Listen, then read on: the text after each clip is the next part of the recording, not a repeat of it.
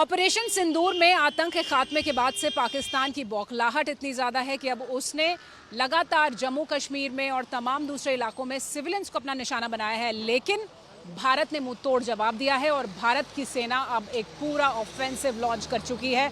जहां जहां पर पाकिस्तान की तरफ से हमले हो रहे हैं वहां पर पुरजोर तैयारी के साथ न सिर्फ आतंकी ठिकानों का खात्मा हो रहा है बल्कि जो सेना है पाकिस्तान की उसको भी नुकसान हो रहा है। लेकिन इस वक्त जहां हम मौजूद हैं वो LOC का इलाका है, यहाँ के गांव हैं जहां पर पिछले कई दिनों से लगातार हैवी शेलिंग है।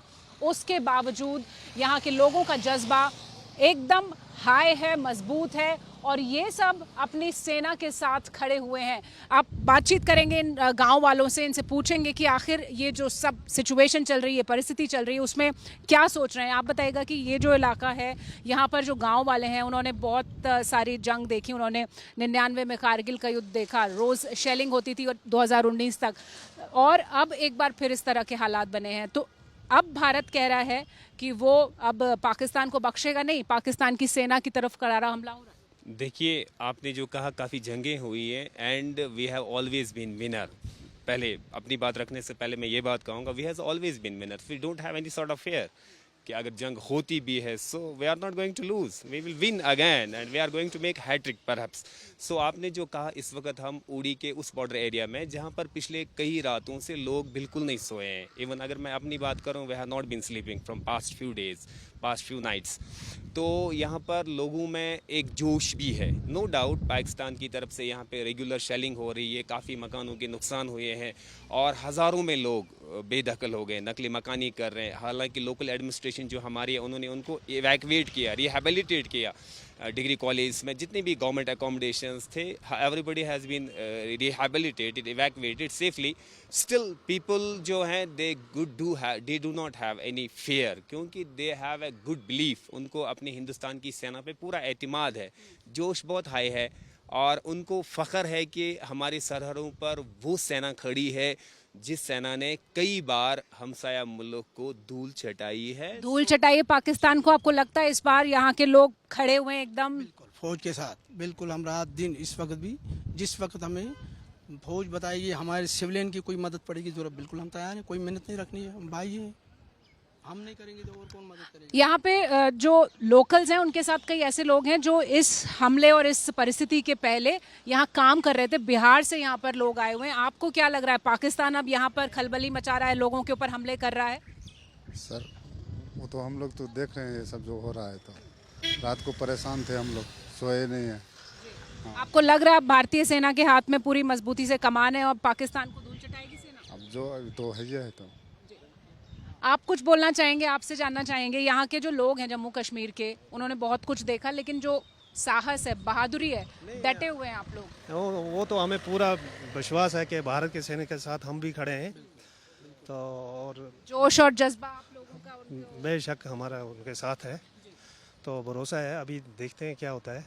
एक तस्वीर दिखा दूं आपको, ये भले ही बॉर्डर का इलाका है लेकिन जो आम दिनचर्या है वो चल रही है। ऐसा नहीं लग रहा है कि ये पाकिस्तान ने जो करना चाहा वो यहाँ के लोगों को हिला पाया, डरा पाया। जो नॉर्मल सी है यहाँ पर, आप देखिए ये जो इलाका है यहाँ पर आप देखिए लोग बैठे हुए हैं। उनको इस बात का भरोसा है कि भारत की सेना के हाथ में अब मजबूती से जो फैसले हैं वो आगे बढ़ाएगी। ऑपरेशन सिंदूर के बाद जो भी कुछ हुआ, एक फाइनल वर्ड आपसे लेंगे कि अभी कुछ पता नहीं है आगे क्या होगा, सिचुएशन बढ़ रही है।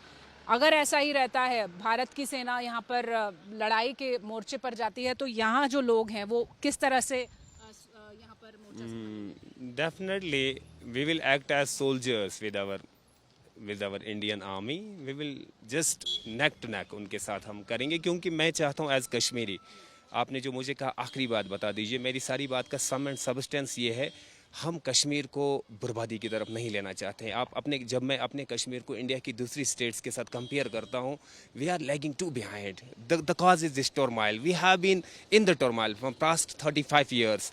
अब आज भी हमारे बच्चे बाहर जाते हैं पढ़ाई के लिए, काश वो यूनिवर्सिटीज़ यहाँ पे होती। इंडस्ट्रियलिस्ट इंडिया में कितने बड़े बड़े हैं, they are not just investing their money here in. आपको लगता है ये आतंक के ऊपर आखिरी वार होगा भारतीय सेना? डेफिनेटली, ऑफ कोर्स, इसमें दो राय ही नहीं है। So we wish to take our J&K towards peace, progress and prosperity. आपने फुल फेथ?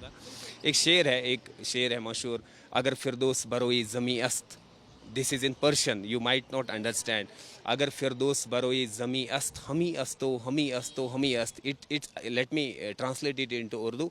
अगर पूरे रोई ज़मीन के ऊपर वाकई कोई जन्नत का टुकड़ा है तो वो यही है, वो यही है, मतलब वो जम्मू एंड वो कश्मीर है।